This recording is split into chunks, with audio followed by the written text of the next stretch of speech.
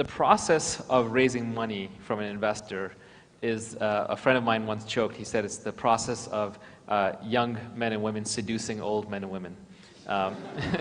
You're essentially trying to get them to look at you and to see themselves in you, and say, oh yeah, that's just like me, that's just how I think. I would do that if I wasn't so busy. The reality is I'm lazy now, but I would do that if I wasn't so busy.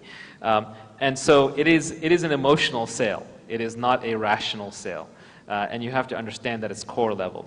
And the way emotional sales work is people get emotionally sold not based on checklists. It's very rare to fall in love with someone you say, well, yeah, it's pretty good looking, and he's pretty nice, and he's pretty smart, and it doesn't work like that. Usually there is one thing about the person that is so overwhelming that makes you want to fall in love with them. And the same way, when an investor is deciding to make an investment in a startup, they usually look for one exceptional characteristic about the startup that they truly, truly adore. So there are 4 categories, I think, of things in which you can really excel. And it's important to be reasonable in all of them, but you want to just knock it out of the park. You want to be very, very good in one of them.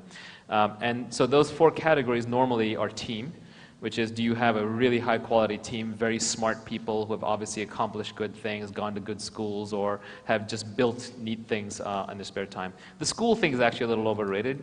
That's actually less important. It's more about just what have you done. If you can show that you have done something exceptional other than starting this company, that's a huge thing.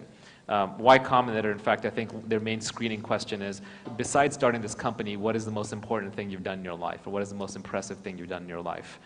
So be prepared to answer that question. The second thing is product. If you've built a product, it should look and feel good and be slick and high quality. I think a lot of entrepreneurs make the mistake where they show investors sort of half-finished products or not working products and then try and explain their way around it. The reality is investors are users also, so they're highly visual. They want to see it, they want to play with it, and they'll make up their mind very quickly.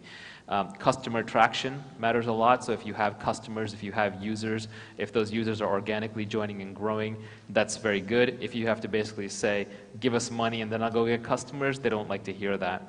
And then finally, there's this thing called social proof. Social proof is basically looking at what other people are doing and doing that.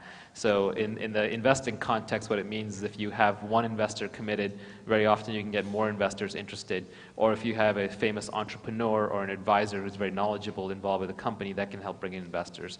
So those are the 4 criteria that I think most investors look at, and you really want to be exceptional at least one of them.